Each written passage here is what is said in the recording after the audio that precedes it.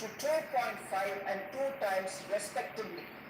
This will give them the confidence to grow and generate employment for our youth. The details are given in Annex D. To improve access to credit, the credit guarantee cover will be enhanced. First, for micro and small enterprises from 5 crore to 10 crore rupees, leading to additional credit of 1.5 lakh crores in the next 5 years. Second, for startups from 10 crore rupees to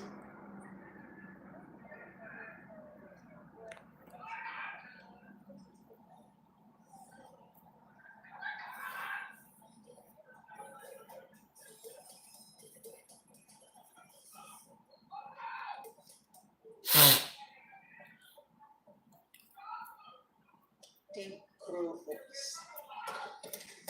Also for the micro enterprises, we will introduce customized credit cards with a 5 lakh rupee limit for micro enterprises registered on Udyam portal. In the first year, 10 lakh such cards will be issued. Fund of funds for startups. The Alternate Investment Fund, AIFs, for startups have received commitments of more than 91,000 crores rupees. These are supported by the fund of funds set up with the Government of India's contribution of 10,000 crore rupees. Now, a new fund of funds with expanded scope and a fresh contribution of another 10,000 crore rupees will be set up. A new scheme will be launched for 5 lakh. A focus product scheme will be implemented. The scheme will support design scheme will be implemented. The scheme will support design capacity, component manufacturing, and machinery required for production of non-leather quality footwear, besides the support for leather footwear and products. The scheme is expected to facilitate employment for 22 lakh persons, generate over 4 lakh crore rupees, and exports of over 1.1 lakh crore rupees. Measures for the toys sector. Building on the National Action Plan for Toys, we will implement a scheme to make India a global hub for toys. The scheme will focus on development of clusters, skills, and a manufacturing ecosystem that will create high-quality, unique, innovative, and sustainable toys that will represent the Made in India brand. Support for food processing. In line with our commitment towards Purvodaya, we will establish a National Institute of Food Technology, Entrepreneurship and Management in Bihar. The institute will provide a strong fillip to food processing activities in the entire eastern region. This will result in 1. Enhanced income for the farmers through value addition to their produce, and 2. Skilling entrepreneurship and employment opportunities for the youth. Manufacturing mission. Furthering Make in India. Our government will set up a national manufacturing mission covering small, medium, and large industries for furthering Make in India by providing policy support, execution roadmaps, governance, and monitoring framework for central ministries and states. Details are in Annex E. Given our commitment to climate-friendly development, the mission will also support clean tech manufacturing. This will aim to improve domestic value addition and build our ecosystem for solar PV cells, EV batteries, motors and controllers, electrolyzers, wind turbines, very high voltage transmission equipment, and grid scale batteries. Investment as the third engine. Now I move to investment as the third engine, which encompasses investing in people, investing in the economy, and investing in innovation.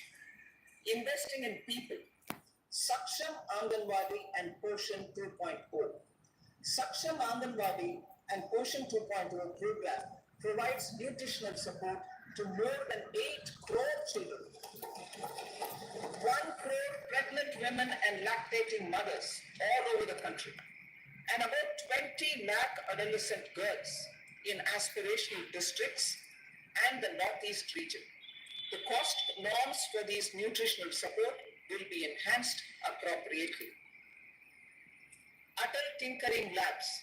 50,000 Atal Tinkering Labs will be set up in government schools in the next 5 years to cultivate the spirit of curiosity and innovation and foster a scientific temper among young minds. Broadband connectivity to government secondary schools and PHCs. Broadband connectivity will be provided to all government secondary schools and primary health centers in rural areas under the BharatNet project. Bharatiya Bhasha Pustak Scheme. We propose to implement a Bharatiya Bhasha Pustak scheme to provide digital form Indian language books for schools and for higher education. This aims to help students understand their subjects better and in their language. National Centers of Excellence for Skilling. Building on the initiative announced in the July 24 budget, 5 National Centers of Excellence for Skilling will be set up with global expertise and partnerships to equip our youth with the skills required for Make for India, Make for the World manufacturing.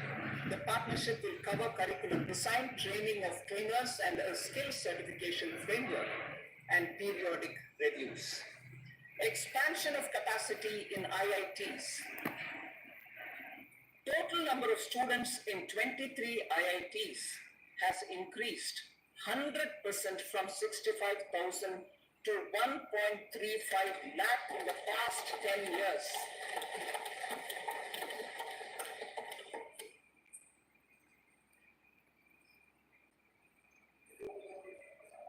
Additional infrastructure will be created in the 5 IITs started after 2014 to facilitate education for 6,500 more students. Hostel and other infrastructure capacity at IIT Patna will also be expanded.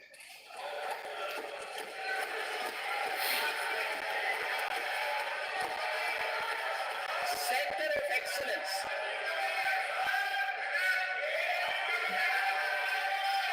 Center of Excellence in AI for Education.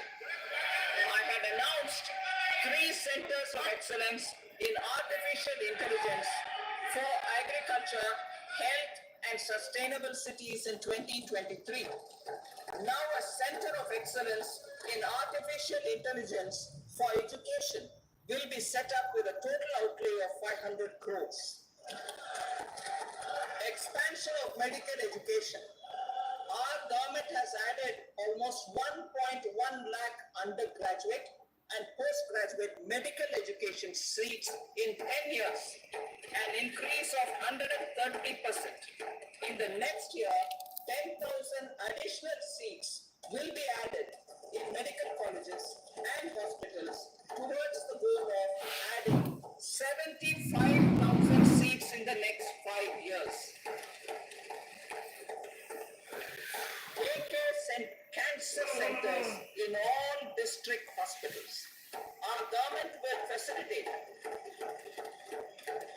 setting up of daycare cancer centers in all district hospitals in the next 3 years.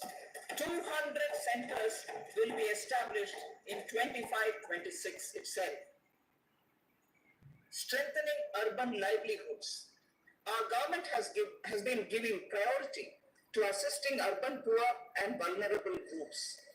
A scheme for socio-economic upliftment of urban workers will be implemented to help them improve their incomes have sustainable livelihoods and a better quality of life. PM Swanidhi scheme has benefited more than 68 lakh street vendors, giving them respite from high-interest informal sector loans. Building on this success, the scheme will be revamped with enhanced loans from banks, UPI-linked credit cards with 30,000 rupees limit, and capacity building support. Social Security Scheme for welfare of online platform workers. Gig workers of online platforms provide great dynamism to the new age services economy. Recognizing their contribution, our government will arrange for their identity cards and registration on the e-Shram portal. They will be provided health care under PM Jan Arogya Yojana. This measure is likely to assist nearly 1 crore gig workers.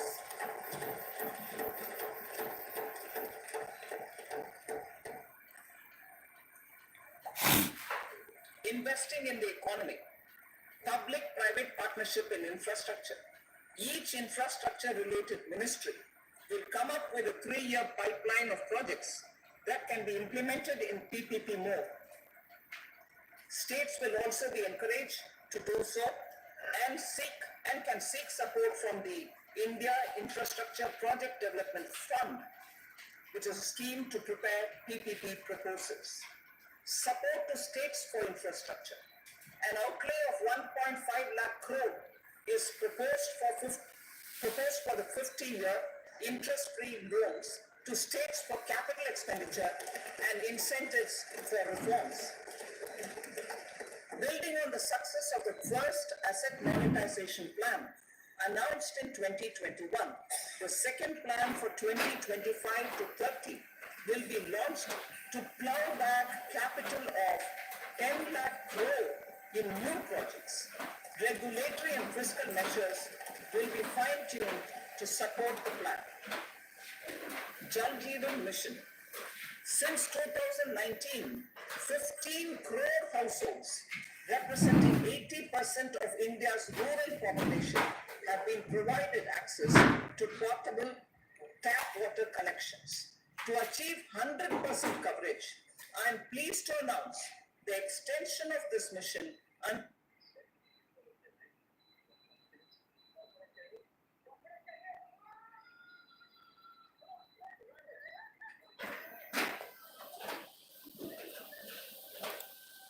until 2028 with an enhanced total outlay. The mission's focus will be on the quality of infrastructure and O&M of rural piped water supply schemes through Jan Bhagidari. A separate MOU or separate MOUs will be signed with the states and union territories to ensure sustainability and citizen-centric water services delivery. Urban sector reforms. Building on the July budget proposals, urban sector reforms related to governance, municipal services, urban land and planning will be incentivized. Urban Challenge Fund. The government will set up an Urban Challenge Fund of 1 lakh crore rupees to implement the proposals for cities as growth hubs, creative redevelopment of cities, and for water and sanitation purposes announced in the July budget.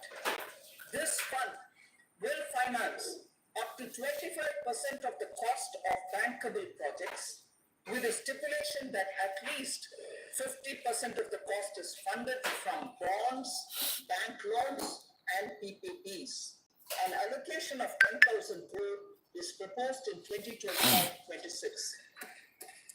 Power sector reforms. We will incentivize electricity distribution reforms and augmentation of intrastate transmission capacity by states. This will improve financial health and capacity of electricity companies. Additional borrowing of 0.5% of GSDP will be allowed to states contingent on these reforms. nuclear energy mission for Vikasit Bharat. Development of at least 100 gigawatt of nuclear energy by 2047 is essential for our energy transition efforts. For an active partnership with the private sector towards this goal, amendments to the Atomic Energy Act and the civil liability for regional connectivity schemes. UDAN has enabled 1.5 crore middle-class people to meet their aspirations for speedier travel. The scheme has connected 88 ports, airports, and operationalized 619 routes.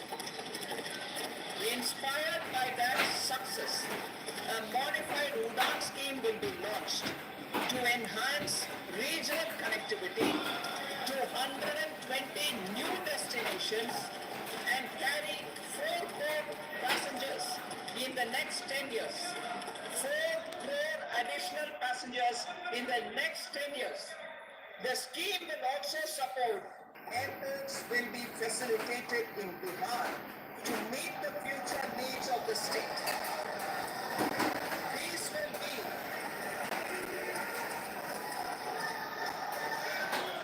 for minor minerals will be encouraged through sharing of best practices and institutions of a state mining index. A policy for recovery of critical minerals from tailings will be brought out. Under the special window for affordable and mid-income housing, SWAM, 50,000 dwelling units in stressed housing projects have been completed and keys handed over to home buyers. Another 40,000 units will be completed in 2025, further helping middle-class families who are paying EMIs on loans taken for apartments while also paying rent for their current dwellings. Building on this success, Swami Fund 2 will be established as a blended finance facility with contribution from the government, banks and private investors. This fund of 15,000 crore rupees will aim for expeditious completion of another 1 lakh units.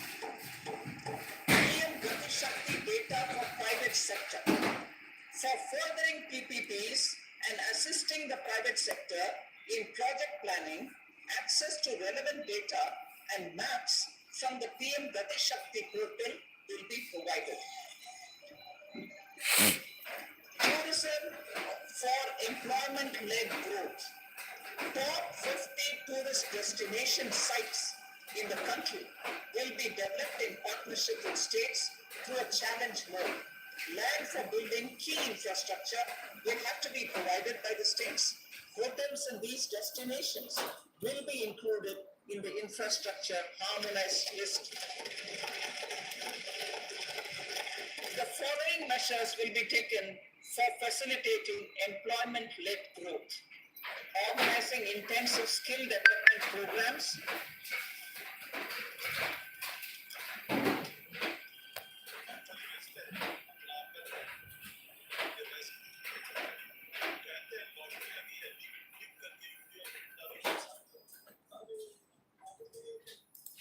for our youth, including in institutes of hospitality management, providing mudra loans for homestays, improving ease of travel and connectivity to tourist destinations, providing performance-linked incentives to states for effective destination management, including tourist amenities, cleanliness, and marketing efforts, and introducing streamlined e-visa facilities along with visa fee waivers for certain tourist groups. Continuing with the emphasis on places of spiritual and religious significance in the July budget, there will be a special focus on destinations related to the life and times of Lord Buddha. Medical tourism and heal in India. Medical tourism and heal in India will be promoted in partnership with the private sector, along with capacity building and easier visa norms. Investing in innovation. To implement private sector-driven research, development, and innovation initiatives announced in the July budget, I am now allocating 20,000 crore rupees for this purpose. A deep tech fund of funds will also be explored to catalyze the next generation startups as a part of this initiative. In the next 5 years, under the PM Research Fellowship Scheme, we will provide 10,000 fellowships for technological research in IITs and IISc with enhanced financial support. The second gene bank with 10 lakh germ plasm lines will be set up for future food and nutritional security. This will provide conservation support to both public and private sectors for genetic resources. We will start a national geospatial mission to develop foundational geospatial infrastructure and data. Using PM Gati Shakti, this mission will facilitate modernization of land records, urban planning, and design of infrastructure projects. A Gyan Bharatam mission for survey, documentation, and conservation of our manuscript heritage with academic institutions, museums, libraries, and private collectors will be undertaken to cover more than 1 crore manuscripts. We will set up a national digital repository of Indian knowledge systems for knowledge sharing. Now I move to exports as the fourth engine. We will set up an export promotion mission with sectoral and ministerial targets driven jointly by the Ministries of Commerce, MSME, and Finance. It will facilitate easy access to export credit, cross-border factoring support, support to MSMEs to tackle non-tariff measures in overseas markets. A digital public infrastructure, Bharat Trade Net, for international trade will be set up as a unified platform for trade documentation and financing solutions. This will complement the Unified Logistics Interface Platform. BTN will be aligned with international practices. Support will be provided to develop domestic manufacturing capacities for our economy's integration with global supply chains. Sectors will be identified based on objective criteria. Facilitation groups with participation of senior officers and industry representatives will be formed for select products and supply chains. Through this, there are huge opportunities related to Industry 4.0, which needs high skills and talent. Our youth have both. Our government will support the domestic electronic equipment industry to leverage this opportunity for the benefit of our youth. A national framework will be formulated as guidance to states for promoting global capability centers in emerging Tier 2 cities. This will suggest measures for enhancing availability of talent and infrastructure, building bylaw reforms, and mechanisms for collaboration with industry.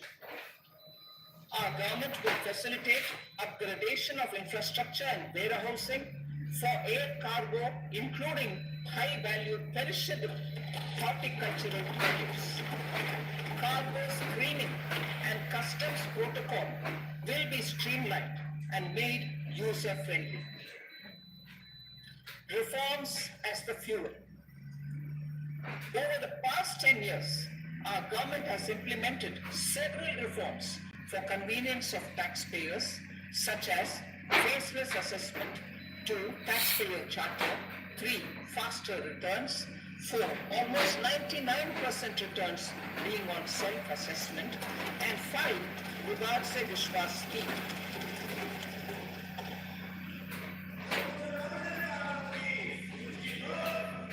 Continuing these efforts, I reaffirm the commitment of the tax department to trust first, scrutinize later.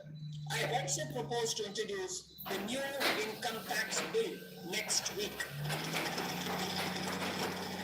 I will detail the indirect tax reforms and changes in direct taxes in Part B. Financial sector reforms. The FDI limit for the insurance sector will be raised from 74 to 100%. This enhanced limit will be available for those companies which invest the entire premium in India. The current guardrails and conditionalities associated with foreign investment will be reviewed and simplified. The services of India post-payment bank will be deepened and expanded in rural areas.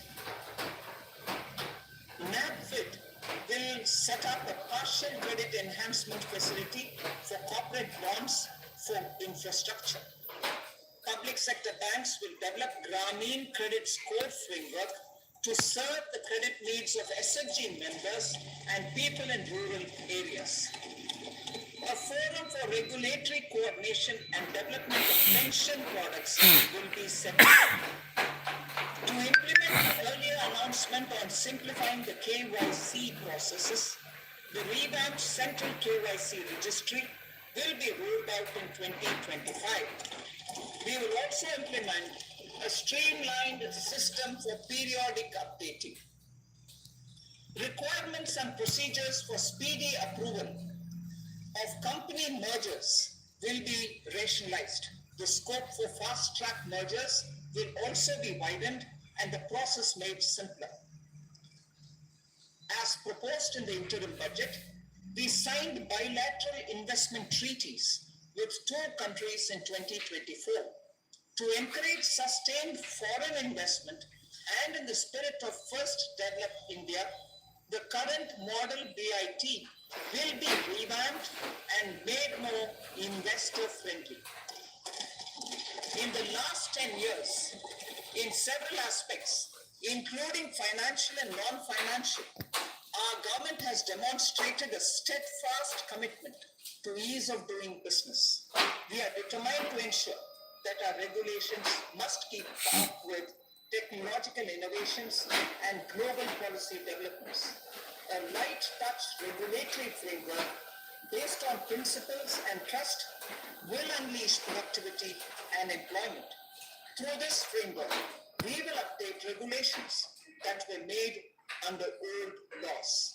To develop this modern, flexible, people-friendly, and trust-based regulatory framework appropriate for the 21st century, I propose 4 specific measures.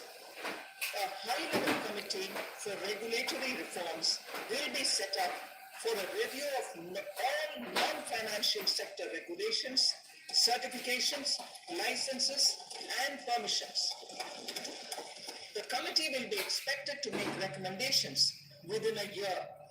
The objective is to strengthen trust-based economic governance and take transformational measures to enhance ease of doing business, especially in matters of inspection and compliances. States will be encouraged to join in this endeavor.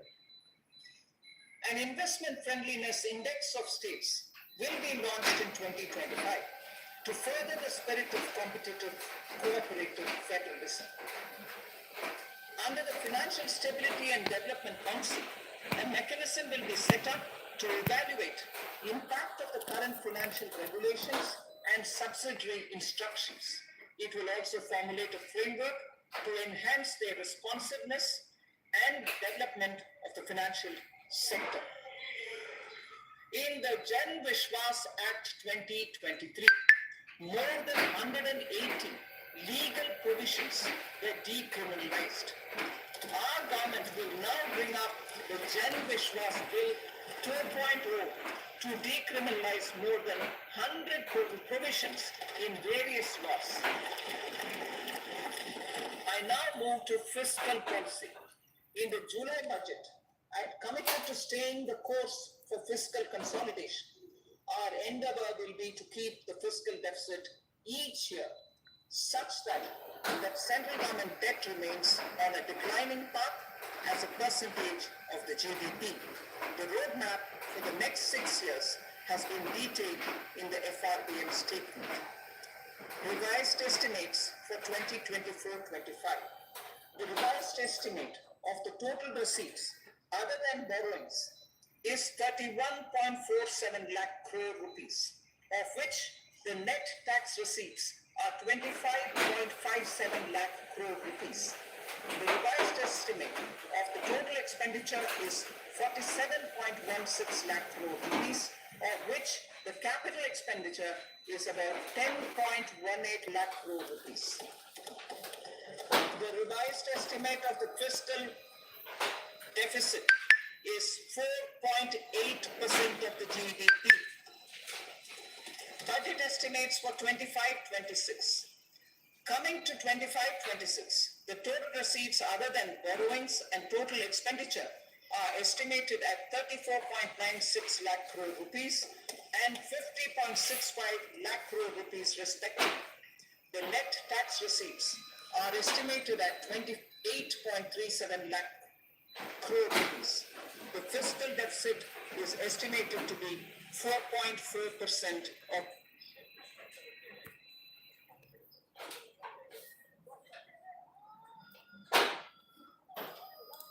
GDP. To finance the fiscal deficit, the net market borrowings from dated securities are estimated at 11.54 lakh crore. The balance finance